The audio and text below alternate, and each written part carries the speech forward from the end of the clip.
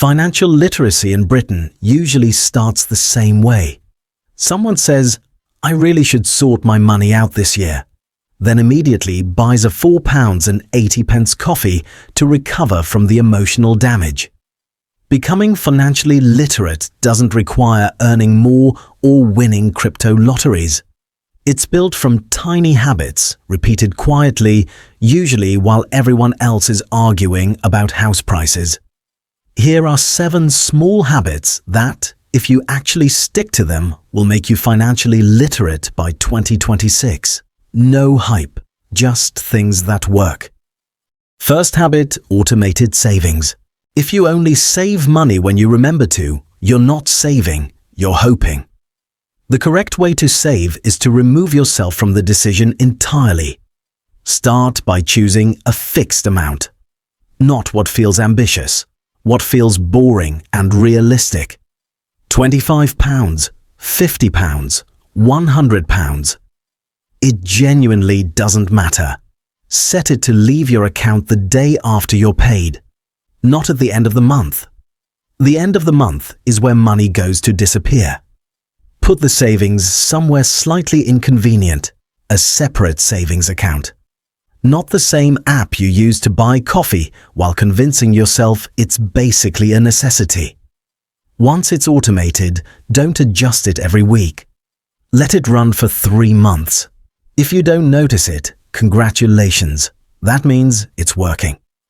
Habit 2. Don't rely on one income stream. This isn't about hustling 14 jobs. It's about protecting cash flow. If all your income comes from one place, that place controls your stress levels. Extra income streams can be small. Dividends, interest, a side project, selling things you once convinced yourself you needed. For example, your main income covers the basics. Stocks and shares. ISA grows quietly in the background. A small side income, online selling, freelancing, dividends, adds flexibility. Numbers matter here. In the UK, you can invest up to £20,000 a year into an ISA. Even £50 a month invested consistently can turn into a meaningful second income over time. Cash savings also count as an income stream. £5,000 earning 4 to 5% interest generates money without effort, which is impressive for something that does absolutely nothing all day. The goal isn't becoming busy. It's making sure that if one income slows down, the lights don't immediately start flickering. Financially literate people don't focus on, "How do I make more money this month?" They focus on questions that age better, such as, "What happens if one income slows down? How long could I cope without panic?" Habit 3. Stop caring what people think about your spending, saving, and investing. Britain has a strange relationship with money. We don't talk about it seriously, but we absolutely judge each other for it. If you save, you're tight. If you invest, you're lucky. If you don't join in spending, you're boring. Financial literacy means accepting that the people criticizing your choices will not be paying your bills later. Their opinions are free, which is usually a clue about their value. Habit 4. Invest in yourself.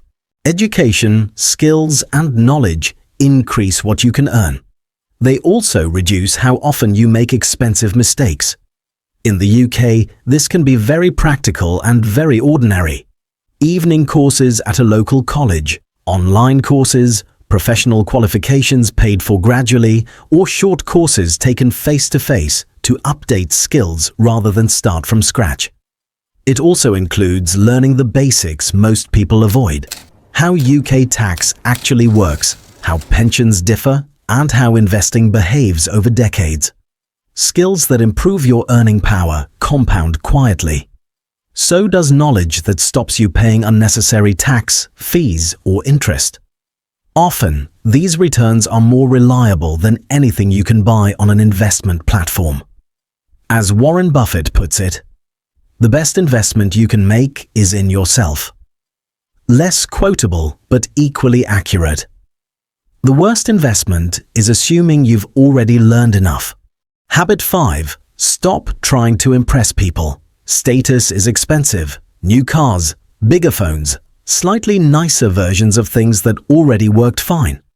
Financial literacy means recognizing that most status purchases are temporary and mostly noticed by people doing the same thing. Wealth rarely looks impressive in real life. It usually looks like someone who isn't stressed when the boiler breaks. Habit 6. Build an emergency buffer. Start small. 1 month of essential expenses, then 3 months, then 6. In the UK, emergencies are rarely dramatic, just expensive. A car repair can be £400 to £800. A boiler call-out can hit £250, more if parts are involved. One missed payslip can wipe out rent, council tax and utilities in one go. Cars fail, jobs change. Life occasionally ignores your plans entirely, usually on a weekday. That's why nearly half of UK adults have little to no savings, living month to month with no buffer at all. An emergency fund turns a crisis into an inconvenience, not a catastrophe. Instead of panic, you get options. Instead of stress, you get time. That's the real return. Peace of mind, knowing a £600 bill is annoying, not life-altering. Having £1,000 set aside may not feel impressive, but it's often the difference between this is inconvenient and this is a problem, which makes it one of the most quietly powerful financial habits you can build. Habit 7. Think long-term. Financial literacy is mostly about resisting short-term noise. Markets move, headlines panic. Someone is always claiming, this time it's different. Charlie Munger said, "The big money is not in the buying or selling, but in the waiting." In the UK, this long-term mindset really shows its value. For example, if someone invested £100 per month into a global equity index over the past 20 years, they would now have around £47,000, not from dramatic picks, but from steady, consistent contributions. Meanwhile, cash savings over the same period, even at 3% interest, would barely double. Long-term thinking applies to saving too. Saving £50 every month for 5 years is mathematically better than waiting to save a big lump sum once you feel ready. Long-term thinking is what turns small, sensible habits into something meaningful. It's not exciting, but it's the reason financially literate people stay calm while everyone else reacts. And calm over time is very profitable. Financial literacy isn't flashy. It's a collection of small habits that don't look impressive on social media, but work extremely well in real life. You don't need to do all of this perfectly, just consistently. If this helped, consider subscribing. No promises of overnight success, just calm, sensible money habits that actually survive 2026. Thanks for watching.